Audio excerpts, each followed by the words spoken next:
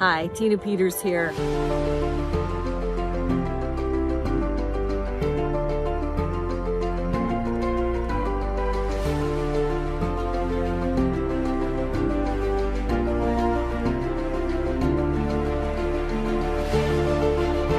See, today they go after you if you're investigating that sort of thing.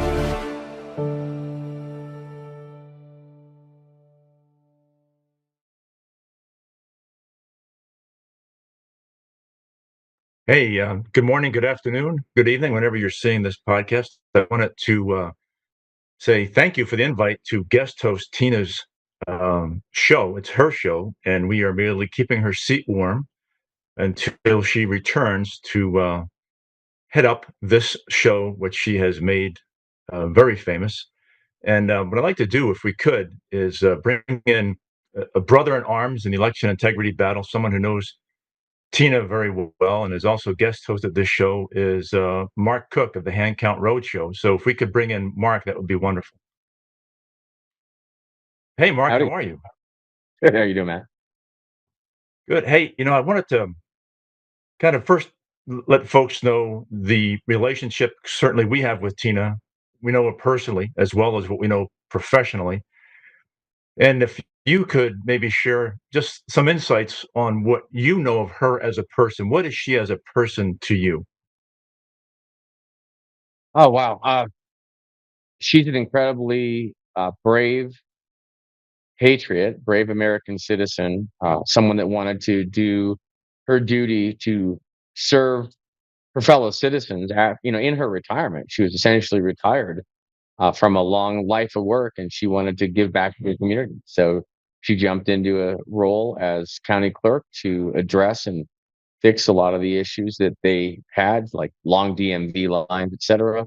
She worked on all that, and part of one of the jobs of county clerk is to run elections, and she thought it was just part of the job, no big deal.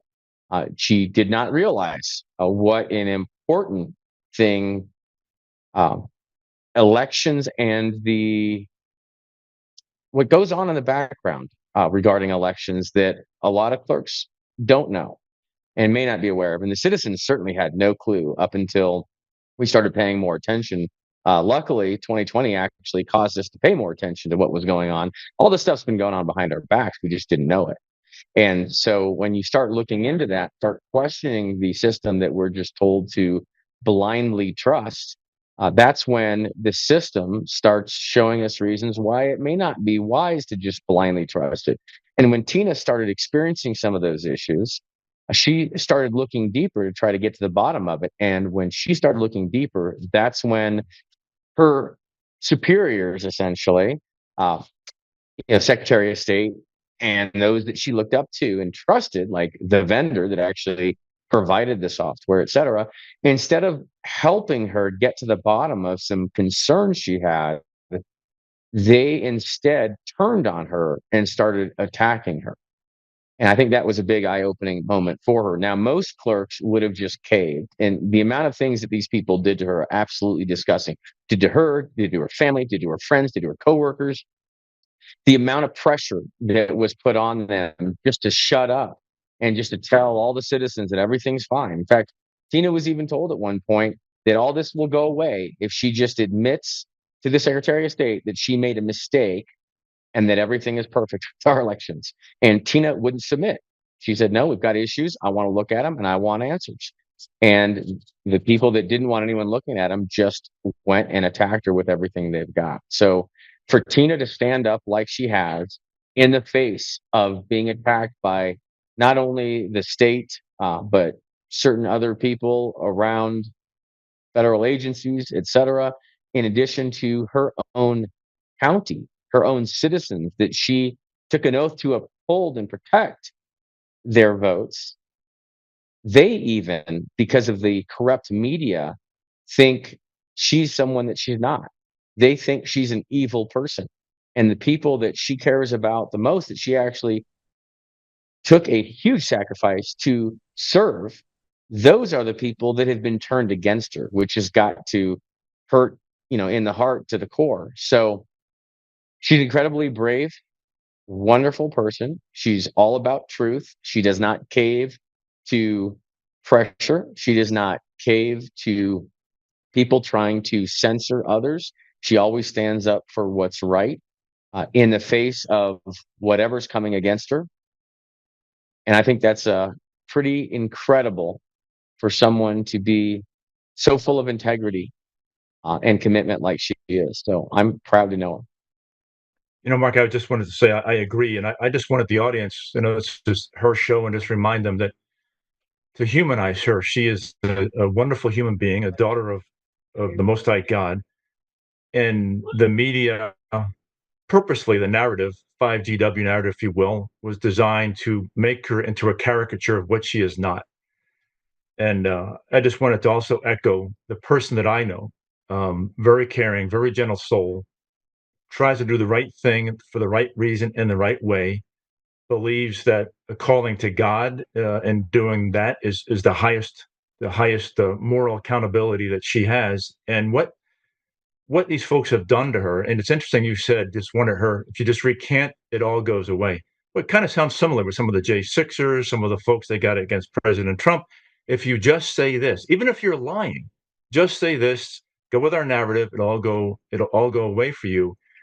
And remember, the folks that might not remember, when she was first put into the county jail there, I believe in Mesa County, I believe that night her father died while she was incarcerated. Right, what they've done to her husband, who was in an assisted care facility, I believe for dementia in Arkansas, and had him sign a divorce decree. How the hell that's even legal when someone has diminished mental capacity? I have no idea. But these folks targeted her purposefully, and I think certainly she was targeted for a bigger goal, was to scare the bejesus out of any other election official from even having a concern about their system. And Mark, we've heard this.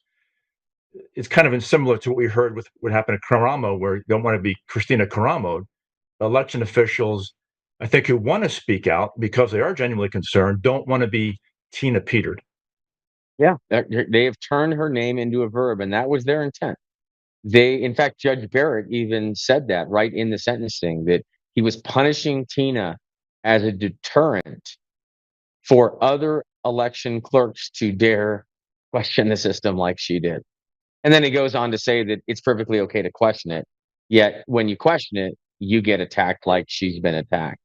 And I've traveled the country. I have talked to election officials all over, and many of them have concerns, but they have told me verbatim, I don't want to be Tina Peters. Multiples have told me that. So they have concerns. They want to bring them forward, but they're too afraid to, because they saw what happened to Tina Peters. And that was by design. That's what these psychopaths wanted. But in some ways, and I want to say she's motivational and she's having an impact. And I know in Nevada, there's going to be someone who is going to be announcing that he's running for Secretary of State, because this person, in part, was motivated by what Tina did and wants to make sure elections are transparent and verifiable in the Silver State. So she's been a kind of a beacon to many. And I just want to, if I could, real quickly, Garland Favorito, who I think he guest hosted this show, he and his wife for Tina, voter GA. They are at state election board and the legislature committee on elections there today, and he's testifying. You got their Secretary of State essentially wants $15 million to upgrade the Dominion Democracy Suite 5.5, even though the upgrade will not make the system compliant with Georgia law. Additionally, because of what, and I'm going to have you comment on what Tina's heroic efforts did, because of what we know about Tina, they're also saying and telling the legislature and the state election board, if you do this, you will destroy existing election files on county EMS servers, although those files must be retained for at least 22 months under both federal and state statutes. She has been a guide, a role model for the folks fighting the good fight in Georgia. Yeah. These upgrades, they're ridiculous. First of all, these systems are supposed to count dots on a piece of paper. Why would they need constant software upgrades? Well, a couple reasons. One, the constant software upgrades allow them to justify this maintenance contract so they can keep sucking more taxpayer money into their pockets. Two, it allows them a very easy way to wipe all the records off of the systems every time they do one of those upgrades. They conveniently erase everything that's on there. It's funny, your phone doesn't do that. Your computer doesn't do that. When you get an update on your computer, you don't it doesn't wipe everything off your computer and you have to start all over again. That's not how that works, right? You do an update, it just updates the one little program, and that's it. Everything else retains. Your data is retained. When you install an update on your phone, you don't lose all your contacts and lose all your pictures. You keep all that. So what they've done is they've designed these upgrades to put money in their pockets and to provide an avenue to wipe all the settings and all the data off of the computers, all the log files, all the tracks that would be there if there was some type of manipulation. And it allows them to install a new version of the software that more likely makes it more of a covert way to manipulate elections. It allows them to improve the obfuscation built into the system. And if all these systems are supposed to do is count dots, and they need all these updates because apparently the previous systems don't count the dots good enough, why are we using the systems in the first place? When you do hand counts, you don't have to keep upgrading your hand counts. You're counting dots using pretty much the same procedures without maintenance contracts, without constant updates, and everything's completely transparent and out in the open. So Yeah, I was going to this say, with is good old Mark one, mode one eyeballs, and hands, you're just tallying. Yeah, these are very smart people that have used technology in order to bamboozle most of the public, including election officials, including legislators, including sheriffs and law enforcement. They've got people convinced that you have to use these super high-tech systems to count dots. And it's not just about counting dots. They've designed an entire ecosystem that allows very covert, sophisticated election manipulation in ways that people wouldn't normally think could happen. And that's what I basically discuss in my hand count roadshow as I go around county to county, state by state, is I help people understand the entire makeup of the system and how the whole thing is used in a whole to manipulate elections in ways that the county officials cannot see. That's the problem, is a lot of county officials think their little portion works perfectly. They don't realize that the system is set up that allows manipulation out here, that then that manipulation can in turn affect what happens inside their box that they control, and they can't see it happening. That's the biggest problem. Now, it's not to say that it doesn't happen inside this box, because Tina actually experienced symptoms that made her think something was going on inside the box. And that the biggest symptom was shortly after their municipal election, that one of the liberal candidates running against one of the conservative incumbents told Tina that they won the election, and by how many votes, prior to Tina even counting all the ballots in the machines. So their election department was still putting ballots through the machines to tabulate them, but somehow someone already knew the results of that election.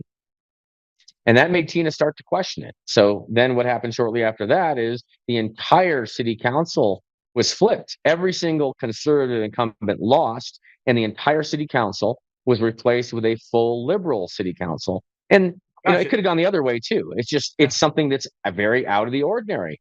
Plus, one of those had just moved there 3 months prior.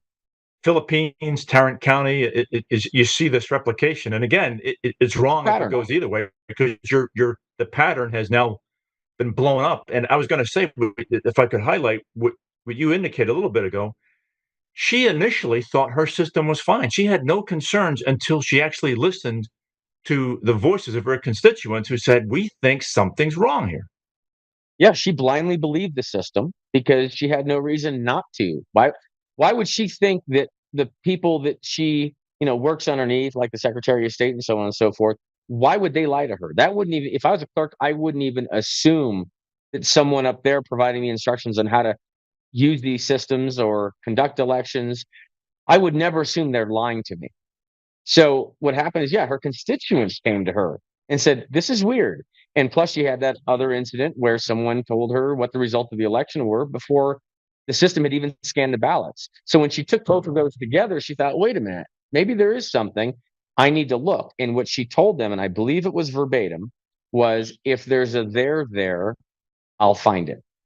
And she was about to go retabulate all those ballots, recount all those ballots. And that's when everything hit the fan when the Secretary of State and the voting system vendor realized that she had taken images of the system.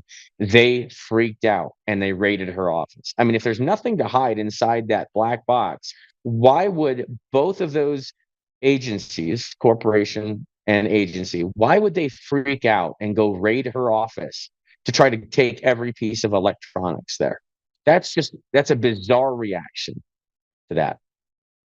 Yeah, it's just the opposite of I think Bobby Kennedy's coined the term for HHS, radical transparency. That's what we need in our election ecosystem is radical transparency. And if I could, I know we had received a brief about a month ago, and I've heard this from other people, and maybe you could highlight what this might mean. I've heard people say what Tina's efforts led to was helping to give us the Rosetta Stone as to what's going on in the election ecosystem.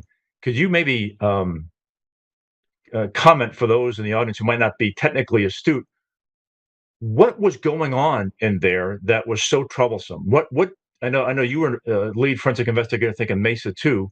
What is that information that you were seeing or the results you were seeing that thank God Tina actually listened to her constituents because now we know these things. So I got to investigate these images, the forensic images that she had taken. And what I found out in report one is where I documented all of it. And I did the work, and then Doug Gould also repeated the work. And then we wrote the report together.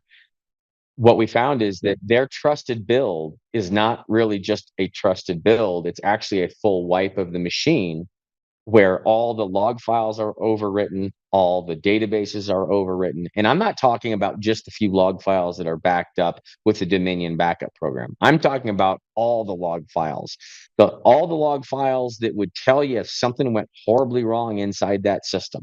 Those are the log files that are created by the software in order to document problems.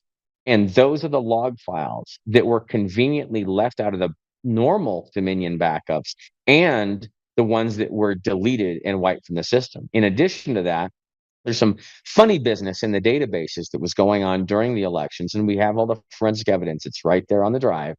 That funny business, the evidence of the funny business was also wiped. All those databases were wiped. It's very odd. So that's what the first report showed us, that something's going on inside these systems and there's a cover up involved. Then report two, I wanted to determine, are these systems actually safe and secure? Are they the gold standard we're told they are?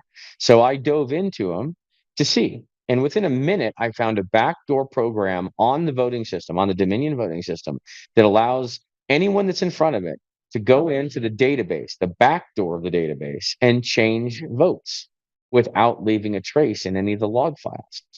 That's incredible that the voting system vendor would build a backdoor utility into the system that would facilitate someone using that backdoor to go in and modify the election in any way they want without leaving a trace. That should never be a feature of the software. And you Even demonstrated that at several of the forums you've had. You've shown this. Absolutely. I mean, in the forums you've had, you've shown this to folks across the country. Yeah, absolutely. And it's simple. It's right there. It's not even hidden. It's right on the start menu. So how on earth did our testing labs that are supposed to test this software miss that this software was there? It wasn't even on the list of software that was supposed to be on the system. You'd think our testing labs would look over the software on the machines, compare it with the list of software from the vendor. And if there's extra software on the machine that the vendor didn't list as supposed to be there, you'd think they would have maybe said something and maybe not passed it, but they passed it anyway. And not only was there the one back door, but there's a second back door and there's a third back door and there's some more on there. And that's what it either have to be grossly irresponsible of them to do, or grossly incompetent, or they're doing it on purpose. Now, what voting system vendor, knowing that they're creating software that's part of our critical infrastructure, would design software with gross incompetence? I don't see that happening. So I'm pretty sure it was all intentionally designed, because if they're that incompetent, they shouldn't be writing software to count votes in the first place. Mark, So on top of that, I was going to say real quickly, I was talking to Garland last night, and like you, he's been in the IT world, I think, for 40 years before he got into the voter GA stuff. And I asked him the question. I said, Garland, and I said, Mark, I've asked Mark this question too, and I'll love you to amplify on this. I said, can you be that bad if you are supposed to be a credentialed IT person? Can you make a system this porous and this bad security wise by accident? And he said, no. Well, here I'm going to slightly disagree with that because I've worked with a lot of IT people around, and there are people out there that, even though they're credentialed, they don't understand security. They don't understand how to do things the right way. They understand enough to get things to work, but there's a difference between getting things to work and getting things to work and also be secure. And with these systems needing to be secure because they're part of our national critical infrastructure, there shouldn't be ordinary IT people making them. There shouldn't be ordinary software developers making them. There should be people that not only understand how to create software, but also understand how to secure software, especially considering one of their biggest advertised list of features is the security of their voting systems. And what's kind of sad is that they are misrepresenting their software. They are grossly misrepresenting the security features of their software to all of the people they're selling their software to. How many millions of dollars, possibly more, tens of millions, hundreds of millions of dollars, have counties spent on this software thinking they're getting something that's secure, but that is actually not secure? I'd call that fraud in advertising. And I think every county that has bought this software has a great case against Dominion, because Dominion flat out is not delivering on the security they're claiming they're delivering. It was around 10, 11 o'clock in the morning, and I received an email from PayPal. It showed in this email that there was a debit in my PayPal account that was going to be taken out. I don't remember following the link in the email even. I think I went straight to the PayPal account, and that pending debit was there. And it was for about $1,000, I believe, so it was a lot of money. So I called the phone number on that email. And it kind of, the way this guy was talking, I didn't even question what he was saying. And I've worked with computers for the past 40 years. And he just kept convincing me, and he was a legitimate person that was going to fix my computer, and I had faith in him that he was doing his job. I got in the car and I drove, and I was just thinking, this isn't right. I've given this guy enough money to buy like 2 computers. So I came home and I just thought about it some more, and I called my wife had come home. I was by myself. I had to fix the computer, fix my phone, change my bank accounts, change all of my passwords. I mean, I went through like 2 weeks of going through everything I owned, changing everything that I had because of this guy calling me for those 2 or 3 hours. How did I fall for this? And it was a very traumatic experience. I know I wasn't the only one out there that had fallen for this. Listen to yourself and think about it before you do anything, and don't just trust somebody, even though it's so believable somehow. If you feel comfortable getting a software to help you to find out, who might be that actually track these scams, do it. I mean, if they feel that's something important to you, do it.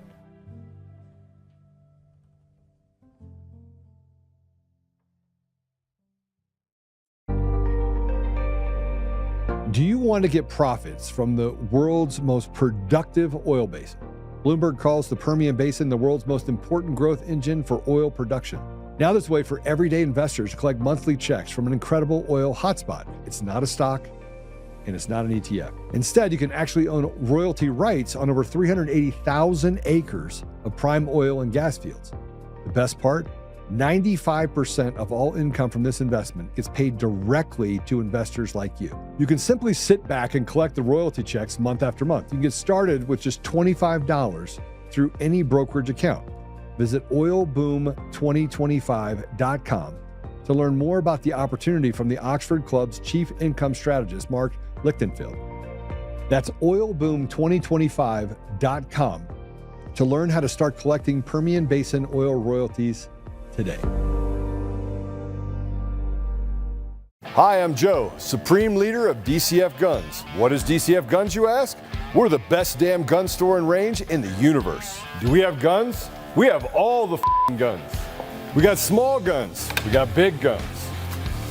We even have beastly guns. We offer all types of training, and we have 5 ranges across our 3 locations. I'm a good shot. And of course, we have all types of ammo. We even have flamethrowers. Woo! We offer incredible membership opportunities, and members save even more on guns, ammo, and accessories. Military, both active and retired, and first responders get up to 40% off memberships. Come join the DCF family today, where we keep the range hot and the deals hotter.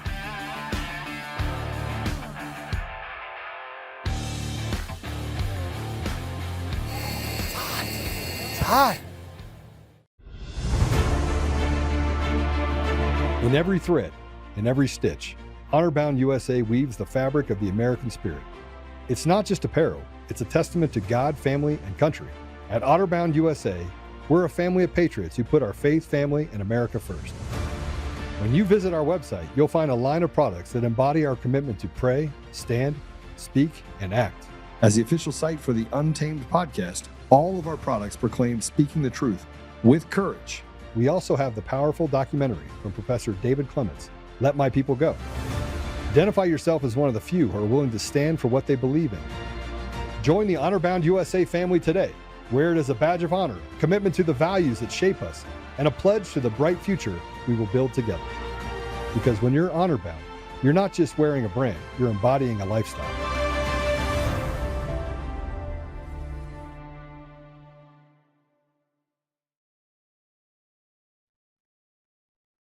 Do you think that they're Dominion in this case? Do you think that they're aware that they know that they're not delivering on what they are saying they are marketing? Of course they're aware.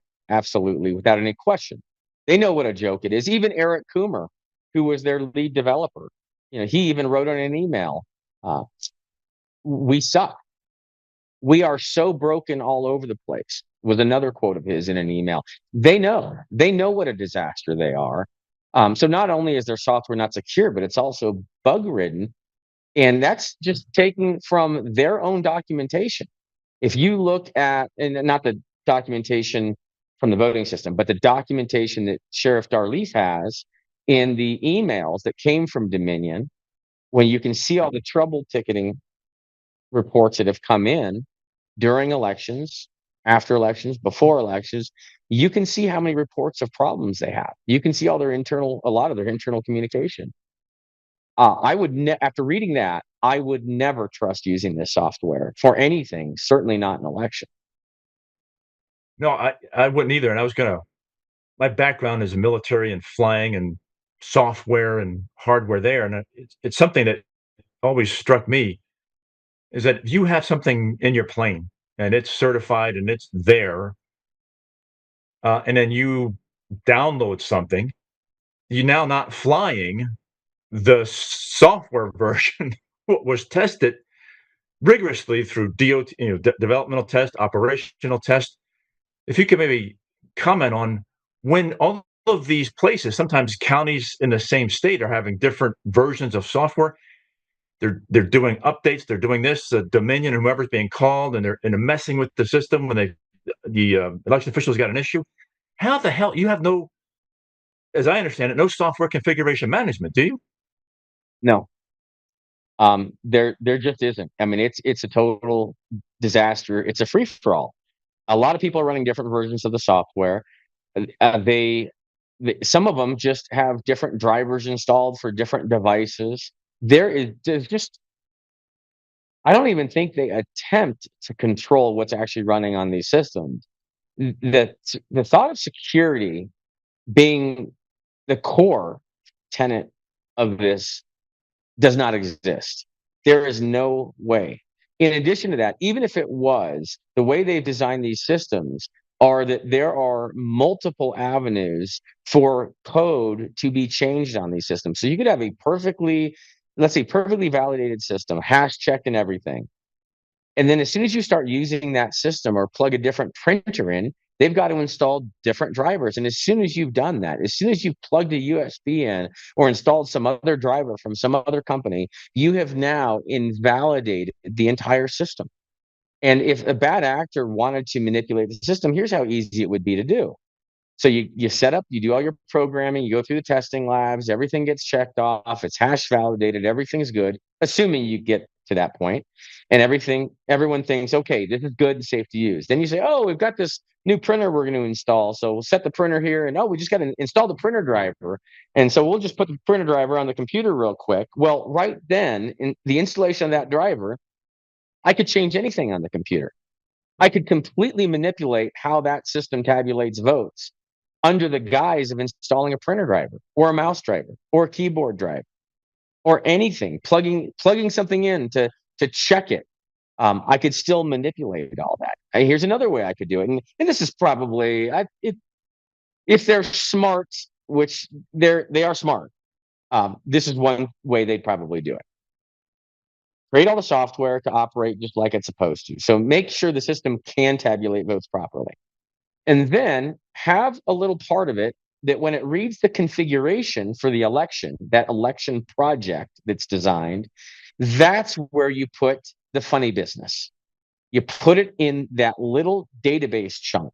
So how these systems typically work is when the counties don't know how to program the systems themselves, they'll hire the vendor to do it. So they'll, for instance, pay Dominion to set up the election form. So what Dominion does is Dominion programs the election into this database file. And that's the heart of the election. It has all the choices on the ballot. It's got the races. It's got a bunch of other SQL scripts, which is really some additional programming that doesn't go through any checks because the system's already been through the testing lab. So it's a way to inject additional programming into the system, bundle it in the programming of the election, and then they hand this program to the election officials. The election officials don't know the difference. They just think, oh, we hired them to program the election for us, and here they did. They don't realize that there could be special programming inside that database that then the election officials are installing into their voting system. That would be the easiest way for them to squeeze this stuff through, and using these SQL scripts are a perfect way to embed, we'll say, manipulated programming into the system and avoid detection from all the testing labs. So I would heavily dive into those SQL scripts and I would examine them every single time. The problem is our election officials don't know how to read those scripts. So how would our election officials know how to look through all of them to even determine that there's no funny business in them? That's just one way they could manipulate the system without anyone knowing. I was just going to comment again. This is the bottom of the press release that Voter GA put out again for this event that they were testifying in front of today in two different locations. This is a quote from Garland. I think it's pretty apropos, and I think Tina's highlighted this. Her actions, what the revelation her actions led to. No amount of money can make this Dominion system secure. We're in a national election security crisis. Experts have identified dozens of unresolvable security issues and explained in court the Dominion system cannot be retrofitted for proper security. A simple, safe, and cost-effective solution is for our state election board to implement a hand-marked paper ballot system with publicly recorded hand counts consistent with President Trump's recommendations to U.S. governors. Governor Kemp's current $47 million budget items cover this cover it with the millions and change left over. You could have a more secure election with millions and change left over. Absolutely. And there is no amount of money. That's absolutely true. No amount of money can make them secure. You could make them more secure. I could make them more secure in 45 minutes, but even I cannot make them 100% secure, because ultimately And it then comes someone's down trusting to you, the right? developer. And then when, like, as Well, you of said, we course. want a zero trust system. You don't have to trust anybody in particular. Exactly. I mean, I could get it to 99% secure, but I could never hit 100. It's impossible to hit 100 because there's too many things out of my control anyway.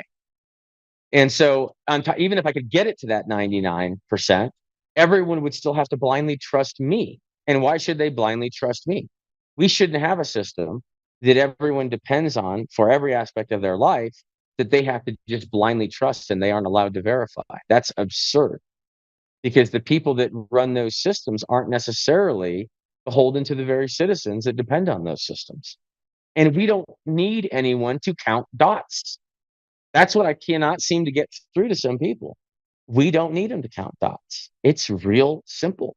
And that's how we secure and we maintain our freedom, is by just counting the dots ourselves and making sure that we, the citizens, control and manage the elections. And our election officials should be able to do that in their county. Our county election officials should have full sole control of their voter rolls. They shouldn't have to use this state system, or the state system that is actually farmed out to some other corporation. That's absurd. All they have to do in the county is keep track of who the eligible voters are, and then make sure only those eligible voters get a ballot and vote that ballot. And then we add the dots up, and whoever has the most dots wins. That's the whole scope. It's It's that it's simple. it it's so simple. It seems hard, doesn't it? It's because I It tell is. you what you said. With personnel, as we talked about, you go to any American Legion, VFW, Marine Corps League, Navy League, Moose, Kiwanis, Lions, Elks. I'm sure in your community you would have plenty of people. You give them some coffee and donuts, they would love to be supervised in their hand counting. And I was going to ask Yeah. you, it's interesting. I know we had this discussion before. Folks who are, it is a national critical infrastructure, should not folks be vetted who are actually engaged in our election process? Yes, of course, all of them should be. Right? Because there's nothing more important to our freedom in this country than our elections. The entire basis is our elections. Our elections determine who we choose to lead us and what laws we choose to follow. So it is everything. And absolutely, if there was a bad actor there, we wouldn't want them manipulating anything, even if it's down at the county level or precinct levels. We don't want people to be able to manipulate anything. So, yeah, I would agree that anyone that is in a position that is handling election materials, they should be background checked. We should make sure that there aren't bad actors there. And ultimately, when we get down to the precinct level and we're tabulating right there and everything's out in the open, we have so much transparency in our system, it actually becomes less important to background check people, because if the system is so transparent that no one could get away with anything, you could literally have a criminal counting the dots. And as long as there's three different ways we can confirm that the counting is right, it really wouldn't matter ultimately if there's that much transparency. But the problem is when there's any lack of transparency, then you have to rely on trust. And you have to make sure that those you trust are trustworthy. I just want to get to a system that is a zero trust model. We shouldn't have any part of our system with regard to our elections that requires blind trust. All trust should be earned because it is so transparent. What do we call that? I think before covalence, watchers watching the watchers. So as you said, if you're a bad actor, you have so many eyeballs, I love what you have advocated for, using tech to increase transparency, not increase opaqueness. You want to maybe comment on a little bit more on how, okay, technology is not necessarily good or evil, it's how you use it. How best to use technology to increase the transparency of our elections? Yeah, technology is a tool, and these bad actors use technology to obfuscate the entire system so they could easily manipulate it. Yeah. So all we have to do is use technology to do the opposite. Use technology to provide transparency, simplify the system, scan all the ballots, and put the video out of all the tabulation. make the whole thing totally transparent to all citizens. No one should be fighting that. What since when do people not want transparency? The only people that don't want transparency are criminals. So the concept is very simple. So we count them at the precinct. The biggest argument back when this was all precinct-based tabulation was that I don't trust my neighbor. And I've even heard election officials say, well, I don't trust the citizens to count the votes. The funny thing is about that, and I've had a good election official on the right side still say, I don't trust the citizens to count the votes. And that's an insane statement to me, because it's not their job to state who they trust and who they don't trust. They're representatives of the citizens. They're servants of the citizens. So that's like saying, I don't trust my boss to do his work. It's not your place. Your boss is the boss. Your boss needs to be able to trust you, not the other way around. Correct. So we need to have a system where the citizens are the ones doing the work in such a transparent way that there can be no funny business. So when people you say, I don't trust the citizens, or I don't trust my neighbors counting the votes, that's because certain people weren't there. And if you're not there, you have to just blindly trust them at the precinct counting your votes. Now, let's say, what if a few of your neighbors got together and just really felt differently about something? And let's say they got together and they cheated. Let's say the people that were there all conspired and they cheated in that precinct. That wouldn't be fair either. So what we can do is we can leverage technology to make it so transparent that they can't cheat, that they'll get caught cheating. So all you do is you have a scanner and you have cameras. You add 2 levels of transparency that they didn't have before. Every ballot goes through a scanner and make a PDF file. And a camera sits right on top, pointing straight down at the tabulation table, and you can see the whole thing. So at the end of this, not only do you have the people there that you do have to trust if you're not there, but then you have all the ballot images and you have video of the entire process. So with those 2 additional layers on top of the people that are there, you add what's called defense in depth, which is just a common security model that can work in this realm as well, very easily. You add multiple layers of transparency, and then it becomes incredibly difficult, if not impossible, for any bad actors to manipulate anything. That's a no-brainer. And if anyone questioned the election, they just pull the results up from the county site. They download all the ballot images and pull up the video. Recount all the ballots yourself. If you don't trust it, there you go. Just hand it out. Turn every election official into election transparency agents. That's what I want to do. Just make their job to make the whole thing transparent. Yes, and I would say, as we take, hopefully, what happens, what was used as a weapon against Tina, hopefully gets flipped around and becomes the greatest weapon against election manipulators, those manipulating our system, in homage to Tina and what she's suffering now and the heroic action she took with taking those images. What should be the election ecosystem going forward, so we never have to have somebody like Tina Peters take such a heroic action, because it's going to be transparent and verifiable? It's real simple. Put the voter rolls back into the sole hands of the election officials. Like Tina should have had control of the voter rolls themselves in the counting. And so they should have had a level of transparency themselves, and then they could have in turn provided that transparency to their citizens. They didn't even realize how opaque that system was, because again, they were just blindly believing it. Same thing with the tabulation system. They just blindly believed those tabulators until they had a reason to start questioning them. And as soon as they had that reason to start questioning them, those that were behind them, they actually attacked them for questioning them rather than helping them find the answers. So what we need to do is bring it back to the county for the voter rolls, and bring back the tabulation to the precincts, and put the citizens back in charge of their own elections. Here's how this could have gone down. All the voter rolls could have been totally public for Mesa County. Tina could have put them out there on the county website if we had this type of system. And then all the tabulation would have been done at the precincts by the citizen themselves, individually, precinct by precinct. And then all those results at the precinct level would have been published and aggregate it all the way on up to get the results of the total county elections. So if anyone questioned the results, all they would have had to do is go to the county website and download all the ballots and look at all the video, and they could have all confirmed it themselves. So Tina wouldn't have been in a dangerous position at all, because she would have just made sure everything was transparent and out there for the citizens.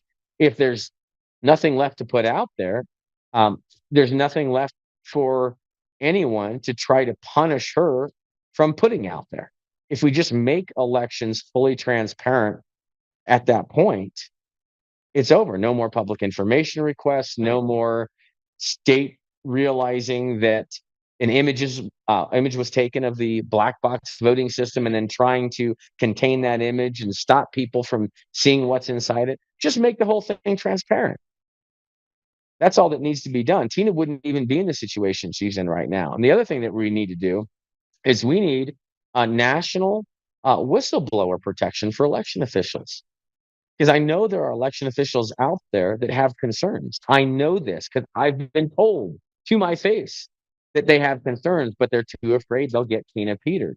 So we can't have that. Our elections are so critical to our freedoms. We need to have a system set up that allows election officials to bring concerns forward to whatever authorities and bodies that exist that can help expose and correct these issues.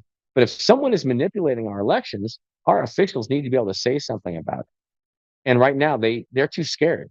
They don't feel like they can say anything. So I want to see a national whistleblower protection just for election officials. And I know there are some that will come out. Probably a whole lot will come out and share a lot of stuff they've been too scared to share. I think you're right. And I know it's been reported, and we've been on the receiving end of a brief where when Elon was presented with the information of what the vulnerabilities are, like you just highlighted. From what I'm understanding, he told President Trump, "There's no way we can use machines in elections going forward. We just can't." And he says, "I'm a Nope, technologist, he's but right. no, we can't use them." That's absolutely correct. That's why at first in November 2020, I thought, okay, I can design a better system than this. And I spent some time re-architecting what the system should look like with voter rolls, the tabulation, the whole deal. And I designed a much better system. But then I went to explain it to someone.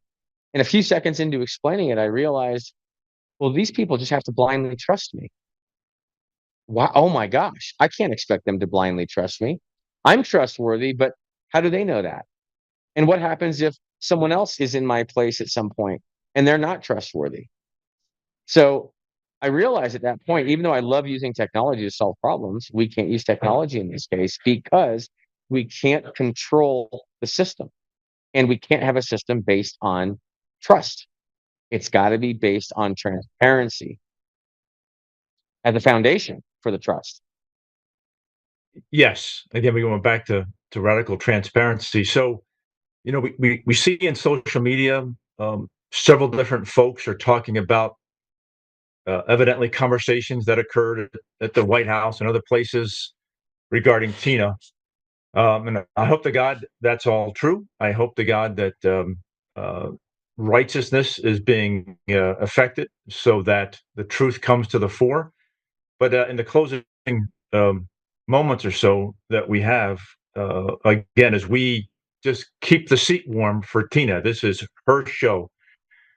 What would you say to Tina if you were talking to her right now to give her some hope, to let her know what you're feeling, and to keep the good fight going? I would say hang in there, buddy. Um, there are a lot of people trying to make sure that the truth does come out, and those that were brave enough to find it and share it and shout it are no longer being tortured by those that don't want anyone to know it. And what has happened to you, Tina, is completely disgusting, unfair, horrendous. And all those that are responsible in every possible way for doing what they've done to you I certainly will make sure I do everything possible to hold every single one of them accountable for their actions, because we can never, ever let this happen again to anyone. And God bless you, Tina, for being strong enough for this entire country to bring this toward a solution. Because if you just did what they said and shut up, we wouldn't be where we're at. That's why they hate you so much, because you brought the truth to the people that they have been deceiving all these years. And the last thing they wanted is for anyone to realize that it is an election illusion system and not a transparent election like they claim it is. Mark, as we get ready to wrap up here tonight, I remember the information was shared, how Tina was strip searched and so forth, and humiliated. And she was losing hope until she began to sing, and she's singing out to Jesus in a couple songs. Remember, I guess as a little girl, and there was someone else in that pod or something, or in the holding cell or the booking area that was freaking out, and Tina's singing helped calm that person down. So it's amazing how God uses, even when you're in a extremist situation, God uses you for His perfect plan, even though we're all imperfect. And I honest to God, I feel in my heart that that which was used against Tina is going to be used against those who persecuted Tina when the truth comes out. And I know you know what I'm talking about when you look at how God, it's only He could do this.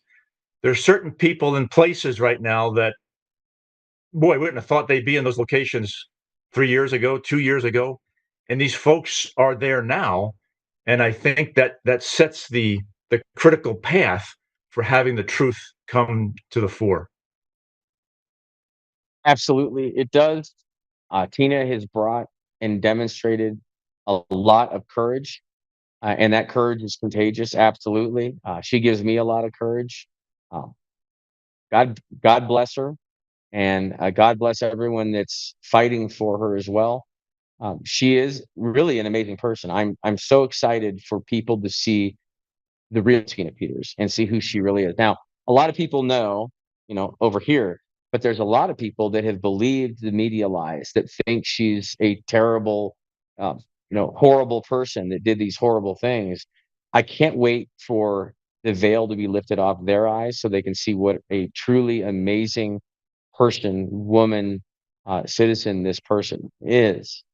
Uh, because then they'll realize how much these people lied about her.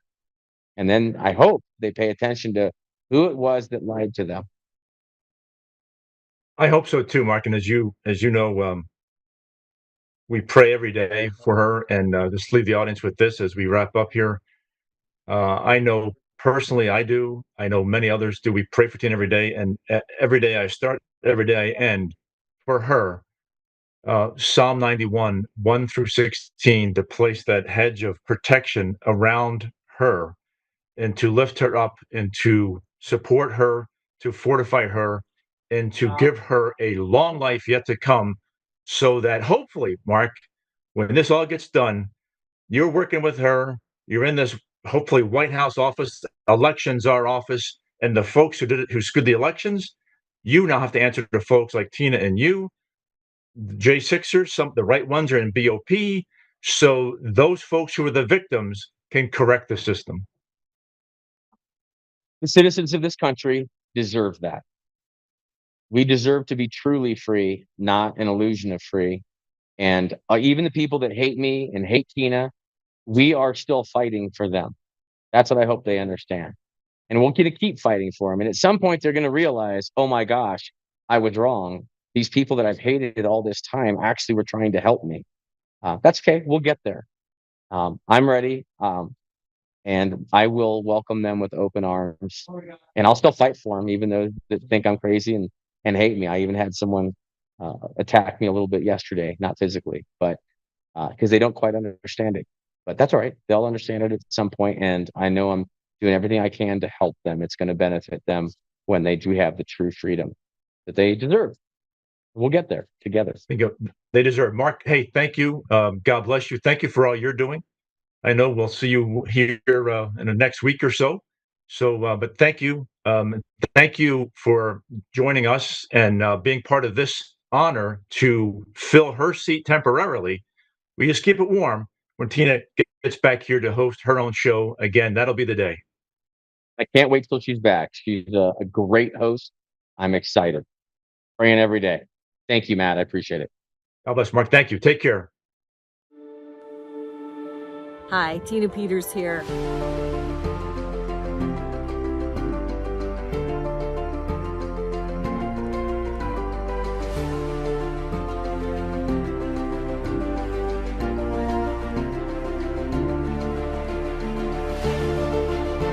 See, today they go after you if you're investigating that sort of thing.